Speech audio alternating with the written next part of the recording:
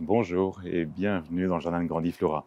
Nous sommes mi-mars, ça y est, nous entrons dans le vif du sujet. Alors, bien entendu, c'est la période de l'année où vraiment chacun doit observer sa météo, parce qu'il y a quand même des grandes disparités en France selon nos régions. Pour nous, dans l'Ouest, il est temps de semer et de préparer nos salades à venir, nos salades maison, ça va être un régal. Et pour commencer, au menu du jour, carottes, radis, laitue.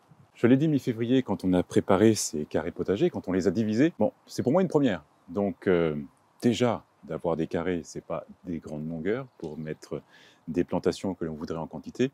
Alors d'autant plus quand on est encore plus réduit par des micro-cases, bon là ça commence à être un peu serré. Donc voilà, je trouve ça un peu petit, mais je trouve le concept intéressant. Donc je suis assez séduit par l'idée de voir différentes plantes pousser en même temps. Alors c'était déjà le cas, mais là on va avoir un rythme, on va avoir une cadence, on va avoir une organisation, et je trouve que c'est intéressant de voir ce que ça va donner sur le plan ornemental. J'avais laissé les tuyaux poreux parce que c'était le rythme de nos plantations précédentes, les années précédentes, où on pouvait avoir les pieds de tomates à des endroits, des pieds de courgettes, et pas nécessairement les semis dans cette organisation. Donc aujourd'hui, les tuyaux, la manière dont je les ai installés me dérange, d'autant plus que, comme on l'a évoqué il y a un mois, nous avons installé des récupérateurs d'eau.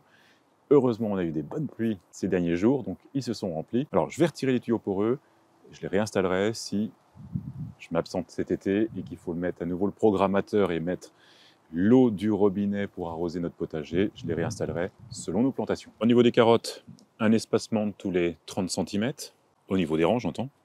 Et puis entre les plants de carottes, eh bien, on va avoir tous les 5 cm. Alors bien, voilà, ça tombe vite. Donc il faudra venir éclaircir. C'est vraiment pas beaucoup, hein, donc je vais assurément faire plusieurs carrés aujourd'hui, parce que c'est assez frustrant de se dire qu'on en met si peu.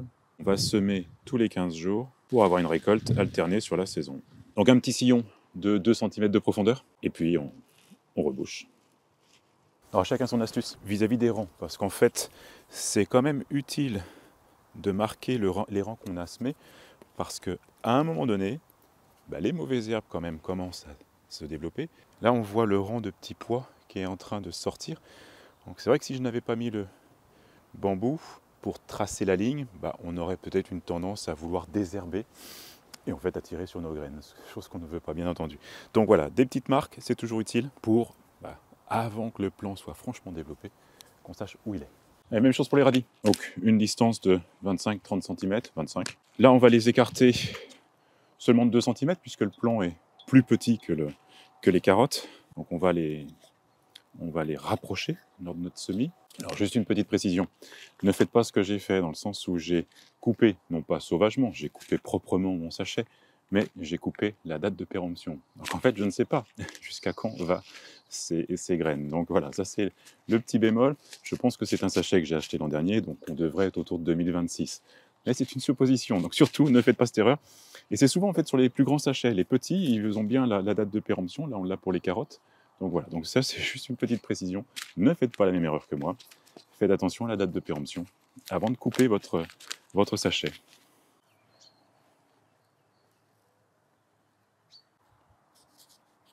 Alors comme je le dis, c'est vraiment des petits carrés. Là, ce que j'ai semé, c'est l'équivalent d'un plat. Je suis très tenté en fait de remettre une autre ligne. Bon, je respecte la règle des 25 cm entre des rangs de plantation. On va assurément faire un deuxième carré.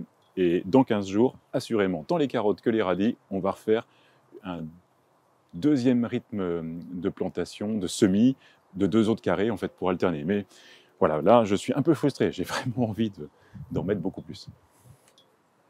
Au niveau de la laitue, je vais planter la variété Pia. Alors c'est une variété qui n'est pas encore très connue, je crois que c'est un dérivé de la variété Apia. Alors elle est dite très hâtive, donc c'est la raison pour laquelle je la plante, pour avoir une récolte d'ici 6 semaines j'espère. Alors c'est une laitue qui a une feuille lisse, vert blond, donc c'est avec un cœur qui va être un petit peu jaunâtre, et qui est dite très gustative. Donc voilà, en principe, elle a toutes les qualités. Elle fait voilà, une belle pomme de 30 cm de diamètre. Donc 30 cm de diamètre, vous imaginez bien que nos carrés, ça va les remplir plus ou moins. Donc je vais les répartir quand même en essayant de distancer. D'ailleurs, je me positionne mal. J'ai les carottes qui sont ici. Le pois là, je vais me mettre ici. Je vais les mettre dans les angles. Je vais mettre les angles ici.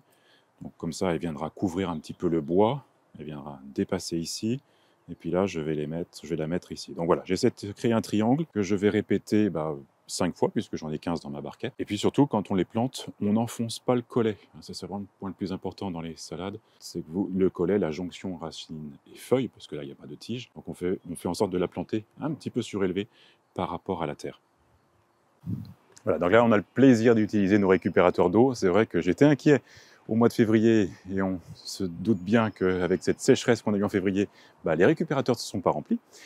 Mais là, depuis une semaine, c'est bon. Ils ont pris un bon volume, donc là, je dois avoir à peu près 500-600 litres d'eau. Toujours est-il assez pour remplir l'arrosoir aujourd'hui et arroser nos plantations. Alors, je sais que cette semaine, on va avoir également de la pluie, mais par principe, on arrose. Alors, pour finir la plantation, on rajoute un petit voile de croissance. Ça va être principalement pour préserver des gelées qui peuvent quand même encore venir. On n'est que mi-mars.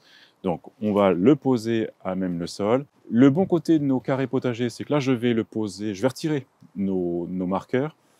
On va tirer la toile, puisqu'il fait 2 mètres. Les carrés font 1,20 m. Bon, il va déborder. On va mettre des tuiles pour le coincer. On surveillera, parce que là, on a quand même une région où il y a beaucoup de vent. Donc, on le surveillera pour s'assurer qu'il ne s'envole pas. Et en mettant des tuiles, ça permettra également, il viendra un petit peu se plaquer quand il va pleuvoir sur le sol. Ça, c'est pas gênant. Et puis, dès que les graines vont commencer à monter, on remettra nos marqueurs là, qui vont créer cette petite hauteur. Et ce sera parfait. On surveillera également les plants de salade pour être sûr que le voile de croissance ne les gêne pas. Nos plantes sont protégées. Mais également, j'aime bien l'expression de ce voile, un voile de croissance. Ça veut tout dire. C'est que maintenant, c'est parti. Je vous retrouve demain.